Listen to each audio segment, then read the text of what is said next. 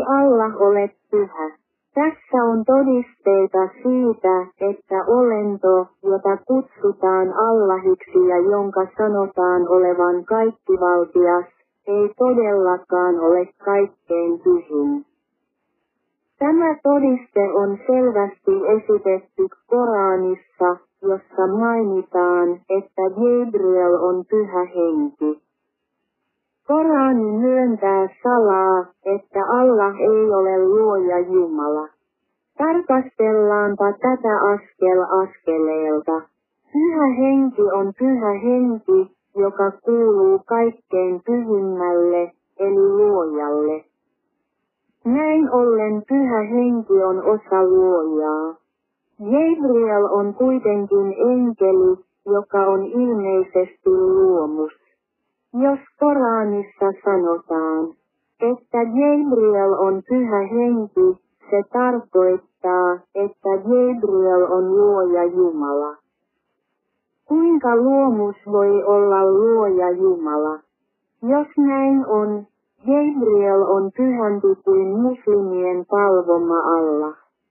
Tämän selityksen perusteella on selvää, että olento, jota muslimit palvovat Allahina, ei ole pyhä, mikä tarkoittaa, että se ei ole luoja Jumala. Kuinka sitten voidaan sanoa, että epäpyhä olento on luoja ja kaikkivaltias? Toinen todiste siitä, että muslimien palvoma olento ei ole luoja Jumala, löytyy Sura An-Naml 91. Todellakin, minun, Muhammedin, on käsketty palvoa tämän kaupungin, Mekan, Herraa, joka on tehnyt sen pyhäksi ja jolle kaikki kuuluu. Ja minun on käsketty olla niiden joukossa, jotka alistuvat Allahille. Tässä säkeessä on hyvin selvää, että se jota Muhammed palvoi on tämän kaupungin, Mekan, Jumala, joka ei ole kukaan muu kuin luoja Muhammedin version mukaan. Joka ei todellakaan ole todellinen luoja Jumala. Ja koska se rajoittuu olemaan Mekan Jumala, sen alueellinen valta rajoittuu varmasti Mekkaan. Tästä säkeestä käy ilmi, että Muhammadia komentavalla entiteetillä on korkeampi asema kuin Mekan Jumalalla. Muhammed piti Mekan Jumalaa luojana, kuten näkyy osasta säkeestä. Ja kenelle kaikki kuuluu, ja koska sen yläpuolella on korkeampi voima, Mekan Jumalan aseman voidaan sanoa olevan vain paikallinen Jumala, joka on rajoittunut maan pintaan. Todellisuudessa muslimit uskovat vielä tänäkin päivänä, että se, mitä he palvovat, on todellinen luoja Jumala.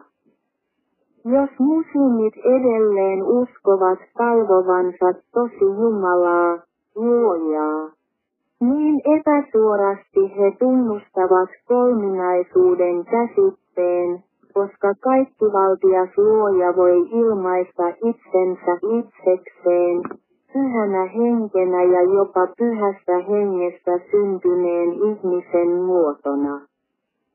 Nimittäin Jeesuksena Kristuksena. Tunnustamalla kolminaisuuden käsitteen he tunnustavat, että Jeesus on luojan ilmentymä.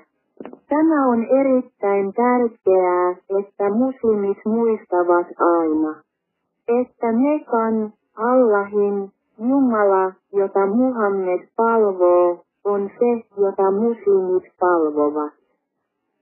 Tähän asti muslimit eivät ole ymmärtäneet, että he ovat alistaneet Mekan Jumalaansa ilmaisemalla uskollisuutensa Mekan Jumalalleen shahadon kautta, hylänneet todellisen luojan olemassaolon ja palvoneet yksinomaan Allahiaan, Mekan Jumalaa.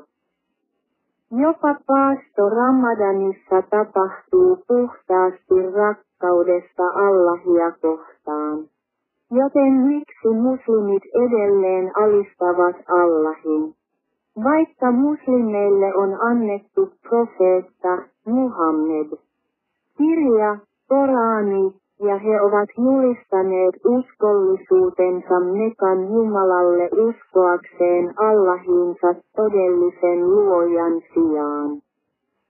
Eivätkö he ajatellut, että tuonpuoleisessa elämässä Mekan Jumala saattaisi pitää heidät vastuusta heidän rehellisyydestään uskossaan häntä kohtaan?